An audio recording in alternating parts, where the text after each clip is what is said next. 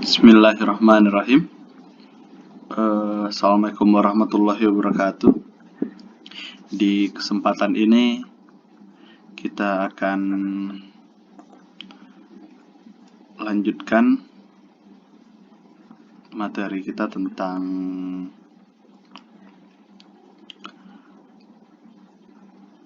asam dan basa.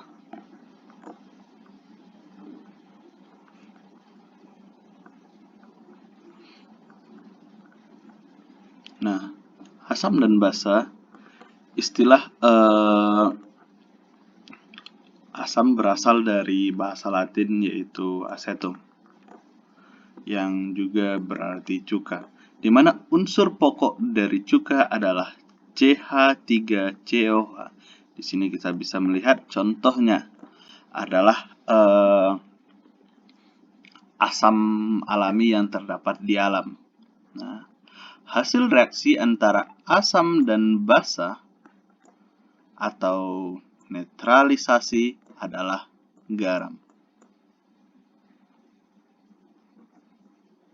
Nah, teori yang mengemukakan ini adalah teori Arrhenius dalam teori penguraian atau disosiasi. Arrhenius menyatakan elektrolit yang dilarutkan dalam air akan terurai menjadi ion-ion, di mana elektrolit kuat akan terurai dengan sempurna dan elektrolit lemah akan terurai sebagian.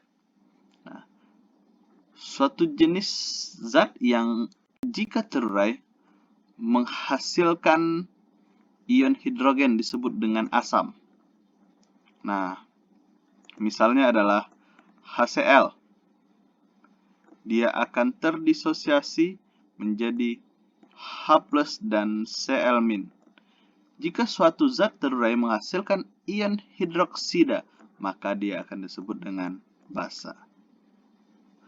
Nah, misalnya di sini ada NaOH dan berdisosiasi menjadi Na+ dan OH- dalam bentuk aquos seperti itu.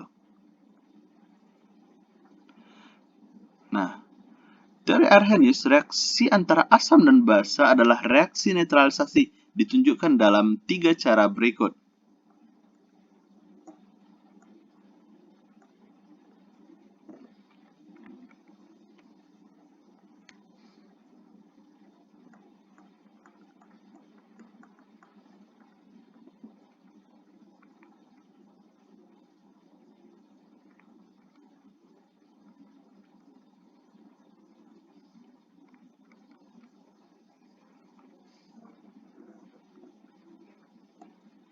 Nah, di sini ada persamaan reaksi lengkap HCl plus NaOH, di mana HCl ini sebagai asam, NaOH sebagai basa.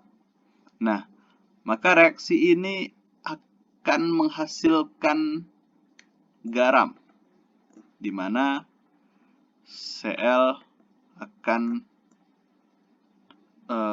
bercampur dengan Na menjadi NaCl, dan H dan OH menjadi H2O atau air. Persamaan reaksi ion kita bisa lihat H+ dan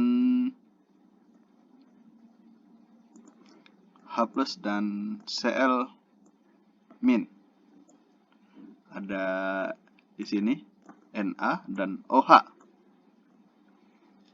Kemudian dia akan menghasilkan Na dan Cl-. Kita bisa lihat di sini ada menghasilkan juga H2O sama dengan ini, di mana HCl ini asam, basa, garam, dan air. Nah, persamaan ion bersih jadi H+ OH- akan menghasilkan air. Persamaan ion bersih ini adalah gambaran tepat dari reaksi netralisasi Arrhenius, yaitu suatu reaksi Netralisasi meliputi penggabungan antara ion hidrogen dan ion hidroksida untuk menghasilkan air.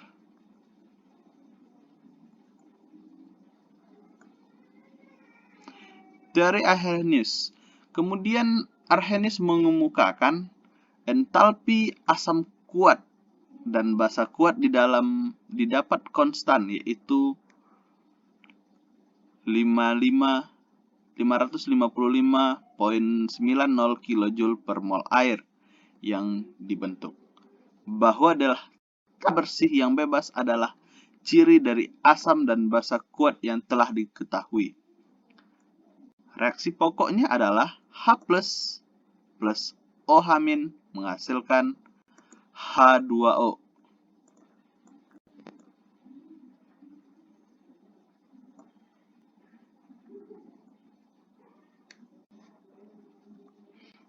Kemudian teori Bronsted-Lowry. Teori Arrhenius mempunyai keterbatasan adalah salah satunya tidak mengenai senyawa lain sebagai basa menghasilkan OH-. Bronsted-Lowry mengemukakan teori asam basa baru di mana menurut mereka adanya proton pendonor dan proton penerima.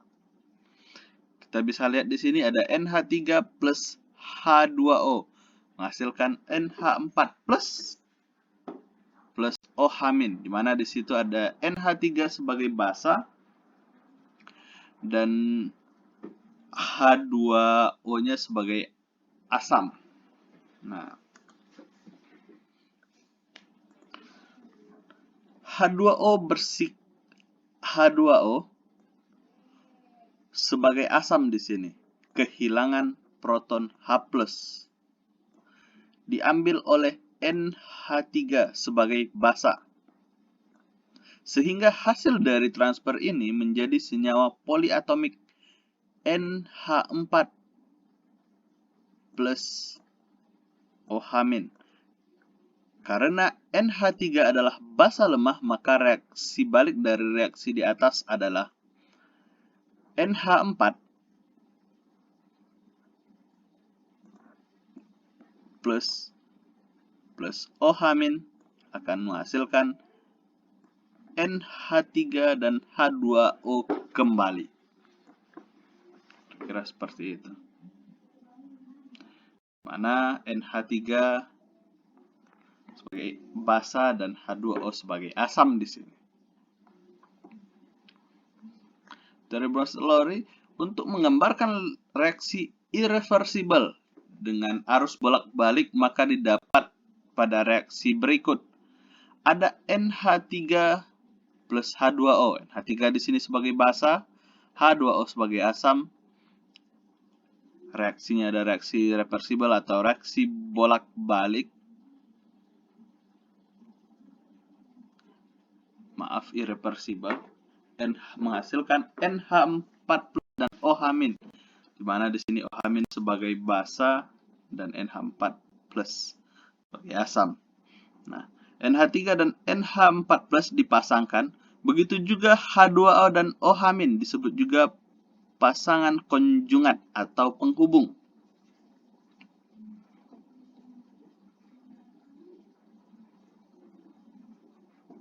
Nah, pada NH3 dan NH4 plus disebut dengan asam konjugatnya.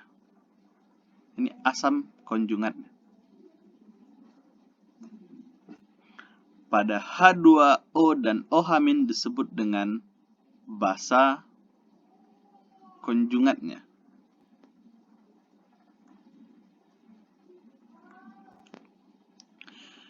NH3 plus H2O menghasilkan atau bereaksi bolak-balik menghasilkan NH4 plus OH-. Dari reaksi di atas, kita dapat menulis kesetimbangan konstan sebagai berikut. Ada Kc sama dengan NH4 plus dikali dengan OH- per NH3 kali H2O. Berdasarkan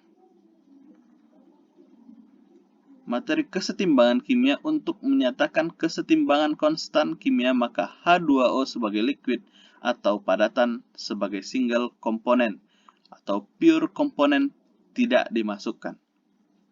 Maka Kb-nya menjadi NH4OH- per NH3 sama dengan 1,8 kali 10 minus 5. Kesetimbangan konstan Kb disebut sebagai ionisasi basa konstan.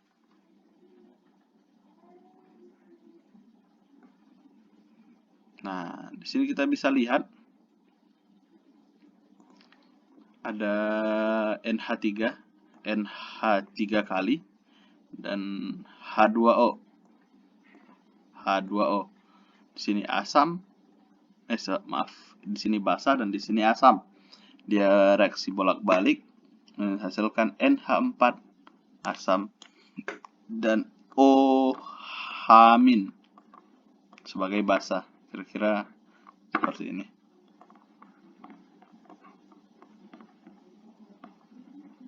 Seperti itu.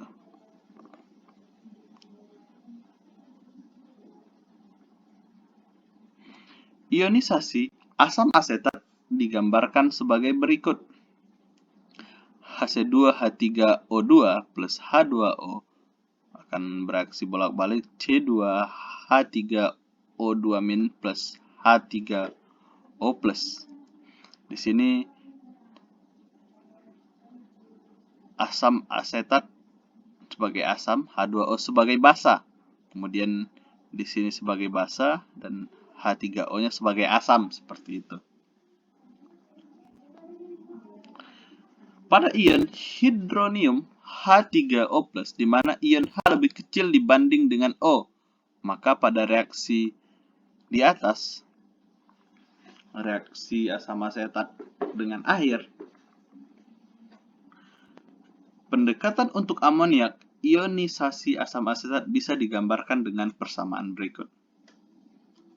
Ada Ka-nya, ada di sini asam asetat, di sini ada hidronium, dan di sini ada HC2H3O2 akan sama dengan 1,8 dikali 10 minus 5.